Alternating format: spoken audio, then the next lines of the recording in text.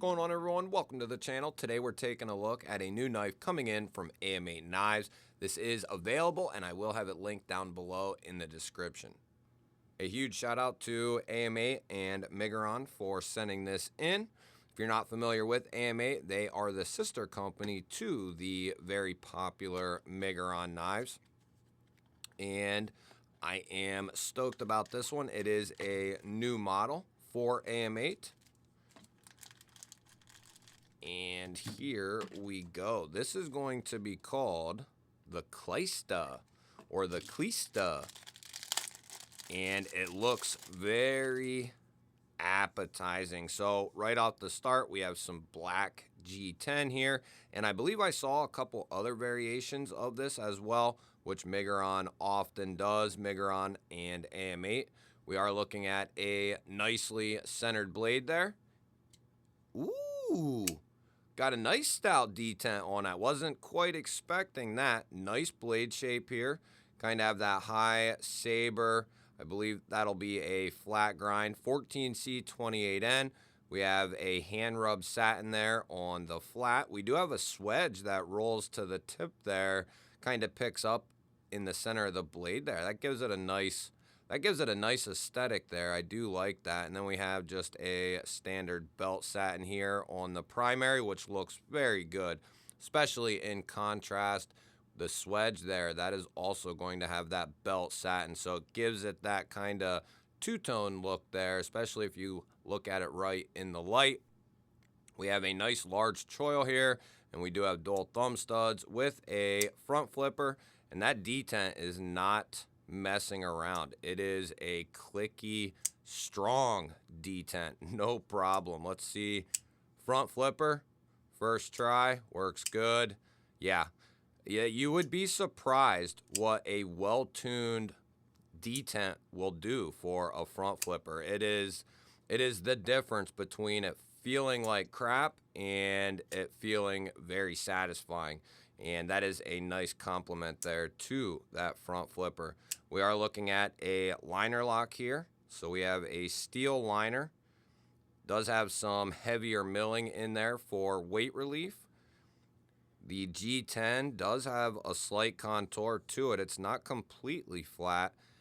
Nice access to the liner with a chamfer there. Very easy to get to and disengage.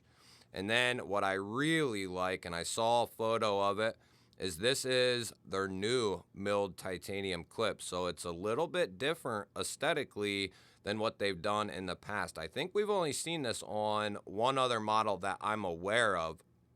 But it was on the Galati or Galati. This is the way they need to go from here on out. This thing is very, very nice.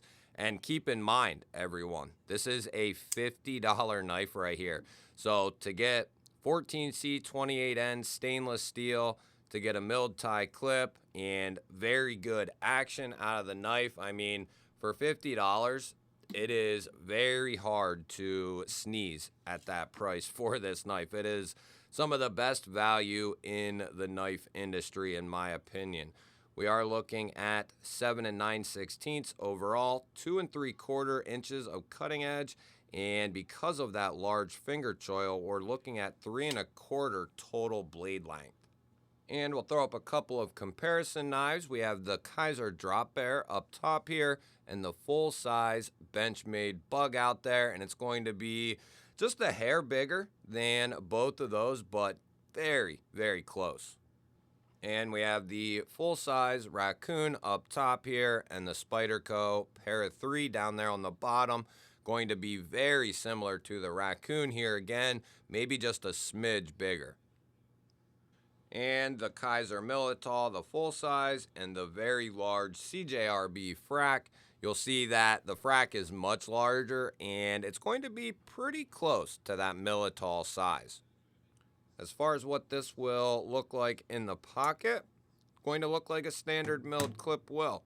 We'll have a little bit poking out there of the pocket, but it is going to look nice and clean. That milled clip just helps keep aesthetics very gentlemanly in my opinion anyway. You do have a little bit more of the knife poking out of the pocket than a standard deep carry steel rollover clip or any type of rollover clip, but there are many times this is what I prefer right here myself personally. I like being able to just grab a hold of the thing and pull it out of my pocket. There are definitely times I am looking for a knife that has a deep carry clip, but more often than not, I value being able to grab a hold of the knife pretty easy and pull it out of the pocket.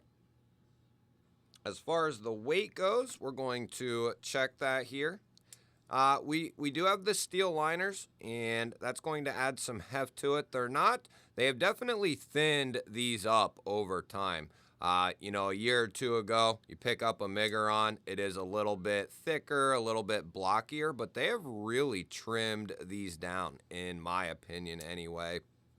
I'm going to guess, let's say like 3.6.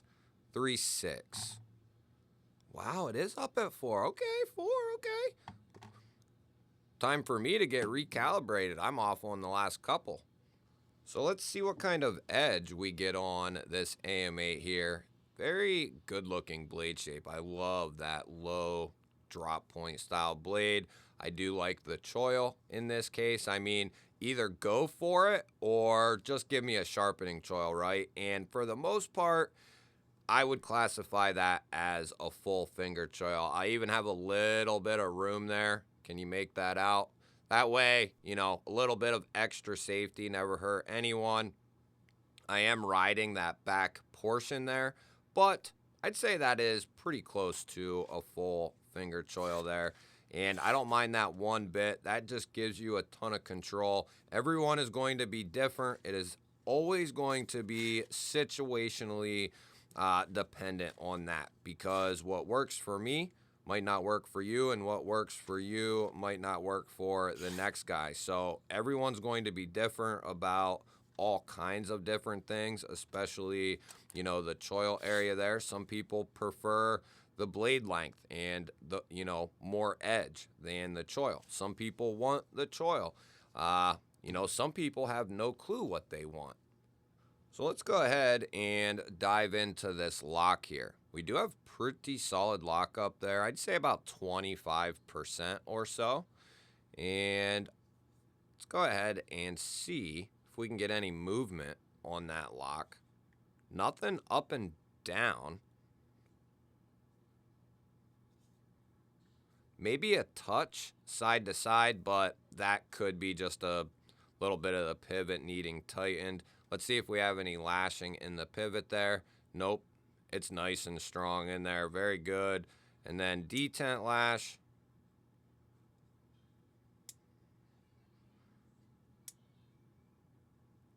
Nothing I would qualify as lashing there. Nope. Very good. Yeah.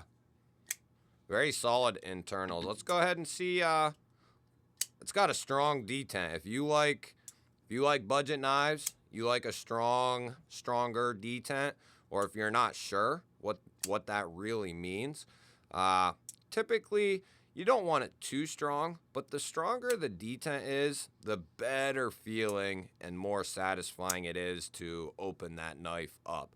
With any given deployment, it doesn't matter what it is. Rear flipper, front flipper, studs, cutout, it don't matter. The stronger the detent within reason is going to provide a much more satisfying opening action. Let's check this lockout and see what we are looking at. We do have an uncoated blade, uncoated liner.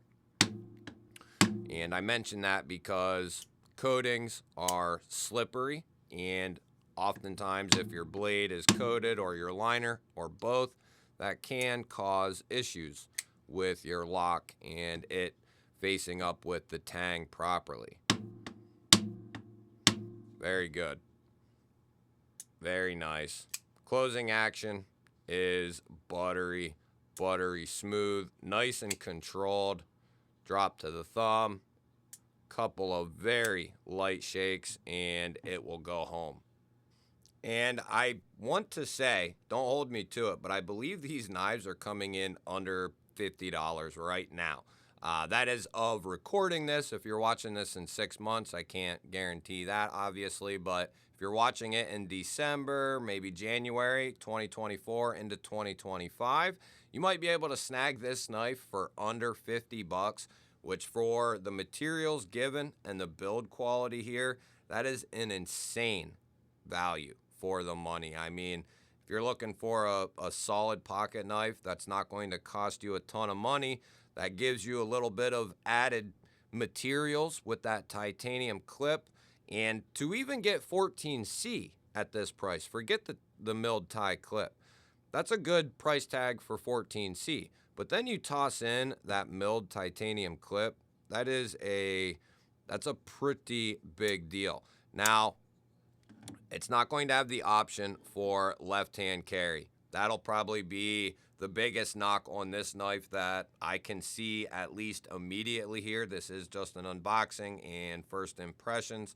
But that's about the only thing I can come up with where this knife kind of fell short. And Migron, albeit not a new company, they are a newer company. And there's still companies even now that just are not putting the option for a left-hand carry on their knives. Companies that have been around much longer. So it kind of goes to that, but then it doesn't. So, they just might not, feel like appealing to lefties. I'm not 100% sure how that all works. I think it would be smart to start including the option for left-hand carry, though, no question about it. And there's a right way and a wrong way to do that as well. I'd rather them not do it at all than do it and it not be right aesthetically or otherwise.